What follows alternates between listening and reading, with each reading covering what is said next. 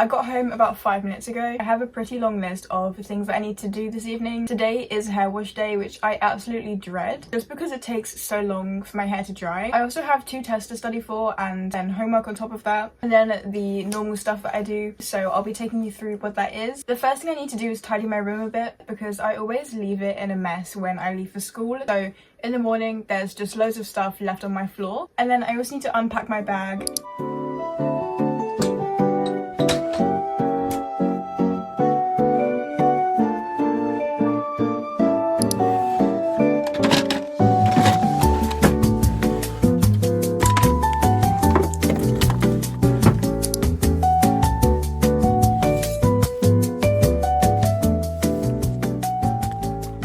Okay, so the next kind of step in my routine is a workout, and our gym has actually been closed, so I've been forced into home workouts. I really like Rosie Graham's workouts because she doesn't put that like annoying music in the background and I can just kind of play my own. She has just random workouts, kind of everything really, and I just think she's overall very positive and she's one of my favorite people for home workouts. So I'm going to be doing that. This one is about 20 minutes I think, and then I will have a shower, which will mean washing my hair, unfortunately. Okay, workout is finished. I look a mess, so we're gonna ignore that. And now it is time for me to wash my hair, which is gonna take forever. This is what I use on my hair. This one is a shampoo for psoriasis, which I don't really need anymore, but I'm too superstitious to stop using it. And then with that, I also like using a scalp massager. And then this is the Garnier kind of hair mask, but it doubles as a conditioner. The lighting is like really weird because I'm near my window. I don't know what's going on with that. And then this is the Dove bar soap. I had to start a new one because I go through these so quickly. They smell so nice and they work really well. They lather really well, so I love this. So those are my favorite products, and now I have to go through the hour-long process of an everything shower.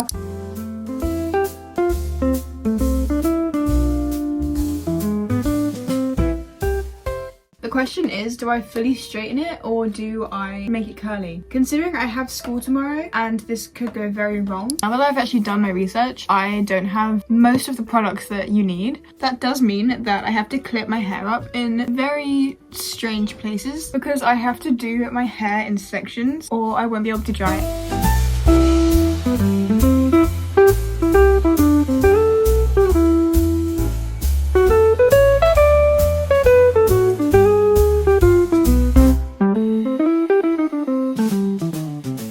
As expected, that took me way too long. I think it must have taken me about an hour in total to shower and then dry my hair. So I have a list on my Notion. I literally use Notion for everything, and I have a list of the stuff that I need to go over today. It's kind of a list of homework and then what I need to study today. And this is kind of how I structure my study session. I did try a revision timetable. I tried like Google Calendar. I've tried every single planning method out there, and this is the only way that I remember what to do and that I stick to a plan. And it also lets me see how far I am into my study session and how much I have left to do. So I find it really helpful. Obviously different stuff works for different people, but this is what I find the most helpful. I find that if I try and schedule a study session, it just really doesn't work for me. My laptop is actually fully charged for once, so I'm definitely going to make the most of that. I don't think you can see, but this is the list for today. This is everything I need to get done. Will I realistically get it all done? I'm not sure. I doubt it. If I do, that'd be great, but considering it's like revision for tests and then homework and studying for other subjects, I really doubt that I'll get through everything. So what I usually do is I will make a note of everything that I don't do and I'll do it at the weekend when I have a bit more time. That is the method that I think works the best. So the first thing I need to do is maths homework. I am like halfway through this because our maths teacher has been off for a while, so we've just had a substitute for maths and I do my homework while they're not teaching us. So it is helpful having like extra homework time, but I would rather have a teacher.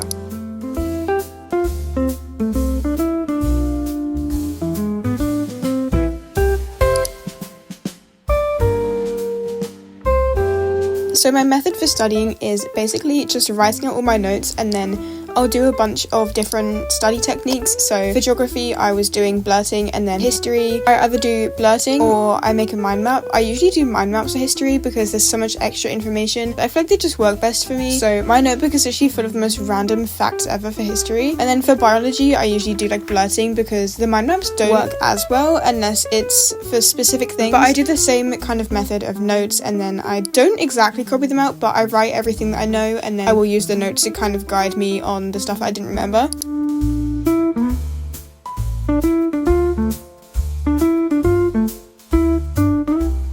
So far, I've written up a few of my notes on Notion, and then I've done my kind of blurting method. For history, I've mainly done mind maps just because I find them easier, and I feel like I can learn better off them, and it helps me summarize the information a lot better than if I'm just writing it. However, I don't do this for a lot of subjects because sometimes it's just not helpful at all. I did do a mind map for geography, but then I also did notes down here. I feel like a combination of the two works best. So far, out of the checklist, I have done geography, Spanish, and history, which includes the notes and the revision, so I feel like that's a good thing. So what I have left is biology, physics, and like a tiny 10-minute English thing to do. I do have a history test, which has been pushed back actually, which is a good thing. I don't have it for the next 2 weeks, but I have a bunch of notes for history that I need to do, and then I also have an RE test. So I do have to study for those if I have time.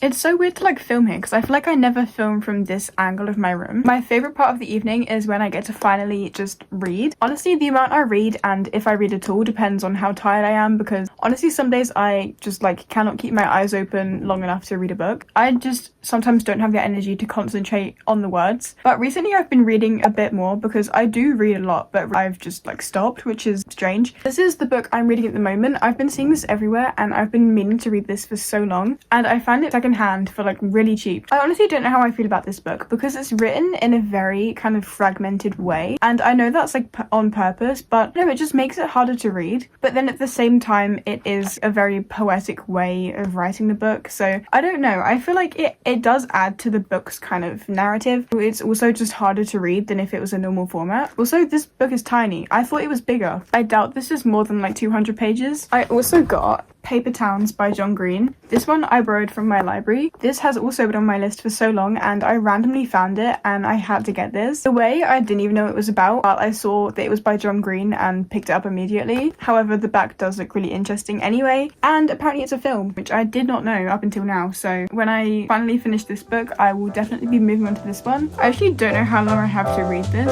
so I'm going to be reading this one. I think I have about 50 pages left of it until it's finished.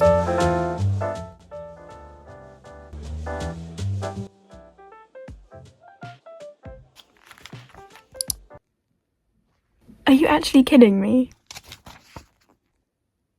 I'm actually so confused. I don't have a clue what's going on. I'm genuinely in denial because what was that ending? There is no way I could have ever expected that. I could not have predicted that at all. It's just... The first part of this book, I honestly debated giving up, to be honest, because the first few chapters were kind of boring, I'm not gonna lie. But then as I got further in, things got more interesting, and then it got to the point where I could not put this book down. Despite how good the ending was, I'm gonna say it's a 4-star just because I didn't really know what was going on for half the book. Coincidentally, there's a review from John Green at the top, who literally wrote this book. I'm a fair way through this book. I finished this one and moved straight onto this one. This is also really good. I'm on page 80 right now, and I feel like I've already read an entire book because so much happened in like 80 pages. I have a feeling this is going to become one of my favourite books just by the beginning. Anyway, I have been putting off my skincare because I just need to finish the book, so I'm going to go do that. What the heck? My hoodie is literally soaking.